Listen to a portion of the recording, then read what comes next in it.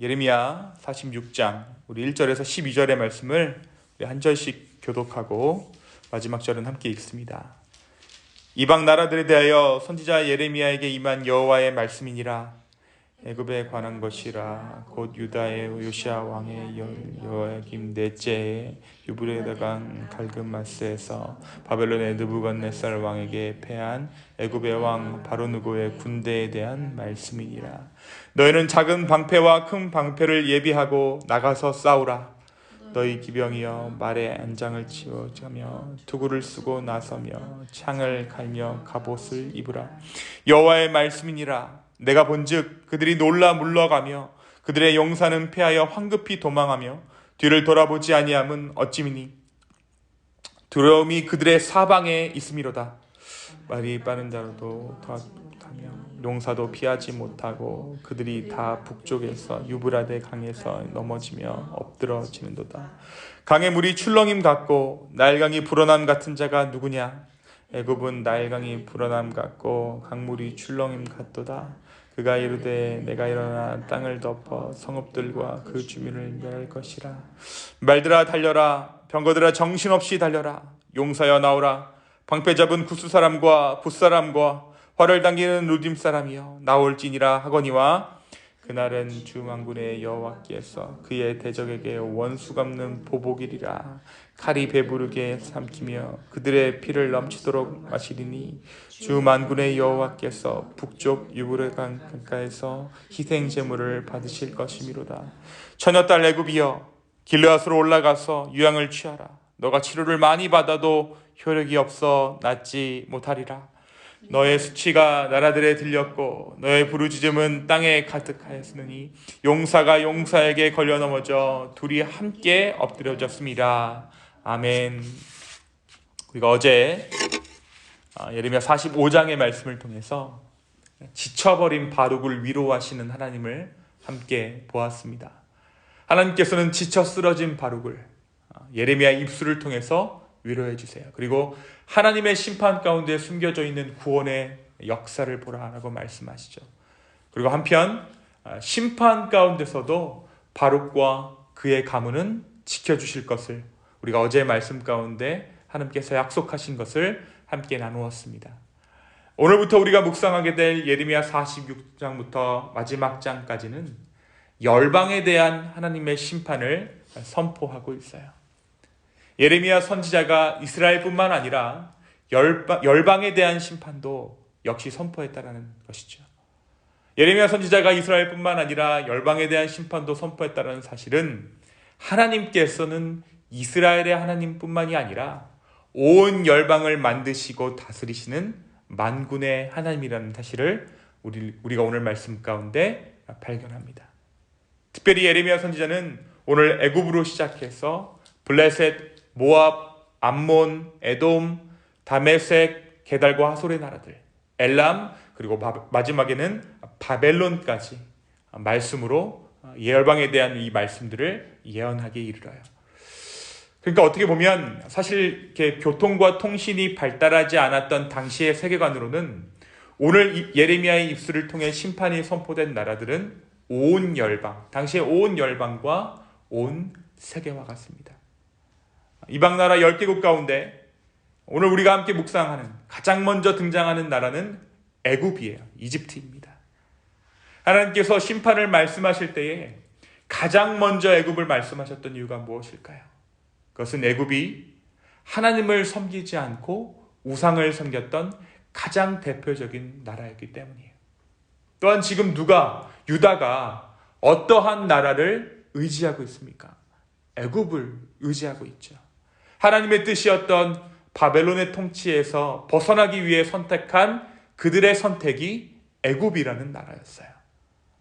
애굽은 유다를 점령했고 유다를 소국으로 만들었습니다. 그리고 유다를 통치할 왕으로 친애굽파였던 여호야김이라는 왕을 세워요. 그리고 엄청난 이 조공들을 바치게 합니다. 그런데 이 애굽에 대한 예언이 어떻게 시작하고 있습니까?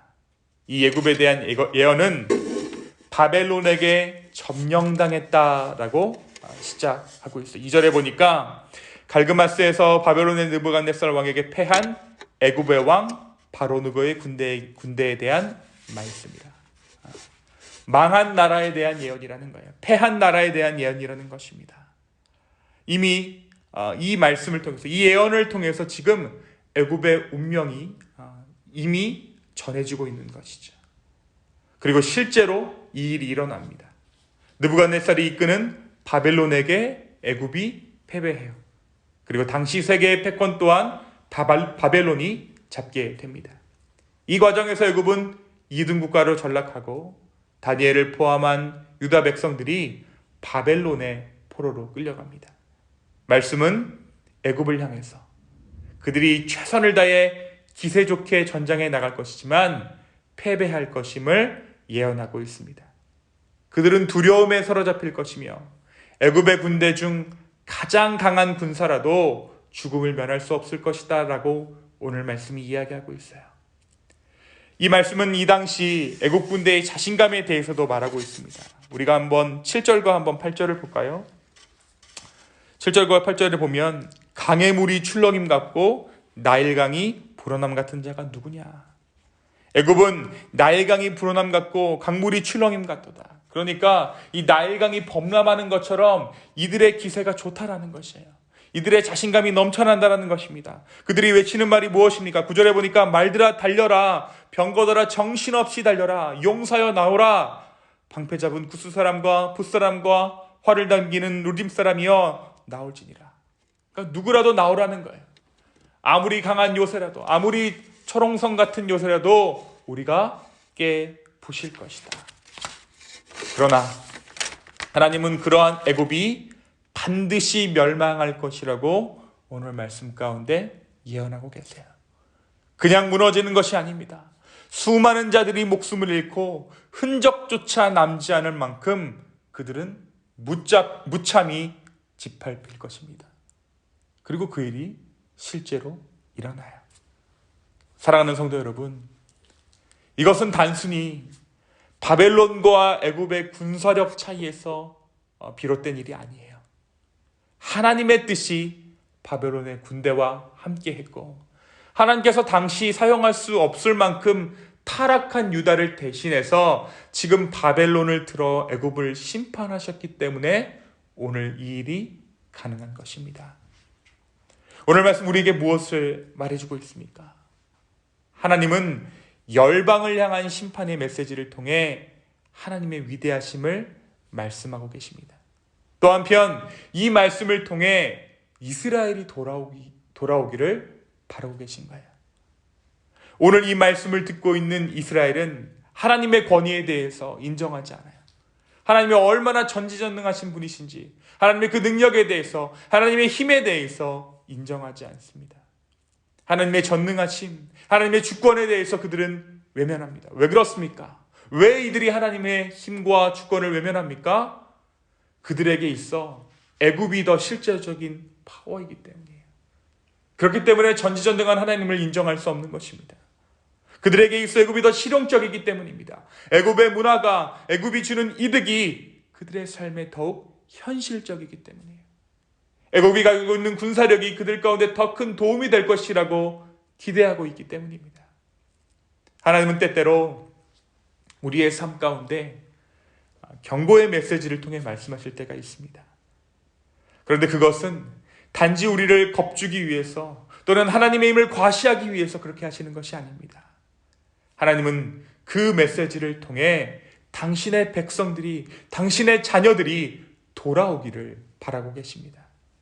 저와 여러분의 오늘의 삶 가운데 이러한 하나님의 메시지가 임할 때 그것을 통해 겁을 먹거나 하나님을 무서운 하나님으로 오해하는 것이 아니라 지금 내 삶에 내가 하나님을 제대로 따르지 못하는 부분들에 대해 점검하기를 소망합니다. 그리고 기꺼이 주님께 돌아갈 수 있는 저와 여러분 되기를 예수님의 이름으로 축원합니다. 내가 의지하고 있는 실제적인 힘은 무엇입니까? 내가 지금 의지하고 있는 실제적인 능력은 무엇입니까? 하나님은 그것보다 더 큰 능력을 가지고 계세요. 말 그대로 하면 전지전능하신 하나님이십니다. 이 하나님을 인정하며 주님께 나아가는 오늘 이 아침 되기를 예수님의 이름으로 축원합니다. 또한 오늘 말씀은 우리에게 세상 어떤 권력이라도 하나님 앞에서 영원할 수 없다는 것을 보여주고 있어요. 당시 애굽은 초강대국입니다. 그래서 유다가 지금 애굽 가운데 붙은 거예요. 바벨론은 눈에 보이지 않아요. 신흥 강국이기 때문에 이들은 지금 애굽의 능력을 믿고 있습니다. 이집트는 고대 근당의 역사를 주도했던 국가예요. 그러나 지금 오늘날 애굽의 위상을 한번 생각해 보십시오. 아무도 이집트를 세상의 중심이라고 말하지 않아요. 성경은 역사책이 아니지만 우리는 이 성경의 이야기들을 통해서 세계사 또한, 세계의 역사 또한 하나님의 계획대로 진행되고 있음을 우리가 보게 됩니다. 사랑하는 성도 여러분, 세상 아무리 강한 권력이라도 영원할 수 없어요. 오히려 지금 가장 화려하게 보인다면 그것은 이제 그 끝이 얼마 남지 않았다라는 증거일 수 있습니다. 나는 오늘 어떠한 힘에 의해 움직이고 있습니까? 나를 결정하게 하는 것, 나를 움직이는 것은 어떠한 것들입니까? 오늘 하루 이것들에 대해 점검할 수 있게 되기를 소망합니다. 그리고 오늘의 기도 가운데 우리 주님께 모든 것들을 맡겨드리기를 소망합니다. 주여 나를 인도하여 주십시오. 나의 능력이 되어 주십시오. 라고 우리의 삶 가운데 진솔한 삶의 고백이 주님께 올려지는 오늘 이 아침의 기도 되기를 예수님의 이름으로 축원합니다. 이 시간 함께 기도하겠습니다. 아버지, 오늘 이 아침에 우리의 마음을 드리며 우리의 상황들을 주님께 올려드리며 기도하며 나아갑니다. 주여, 우리가 무엇을 의지하고 있습니까? 어떠한 힘을 우리가 지금 의지하고 있습니까? 주님, 우리가 다른 것들, 헛된 것들을 의지하고 있다면 오늘 이 아침에 내가 주님만 의지하겠습니다 라고 고백하는 우리 모두 되게 하여 주십시오. 아버지, 우리의 영혼을 붙잡아 주시고 우리의 삶을 붙잡아 주시옵소서. 감사합니다. 이 모든 말씀 살아서 역사하시는 예수님의 이름으로 기도하였습니다. 아멘.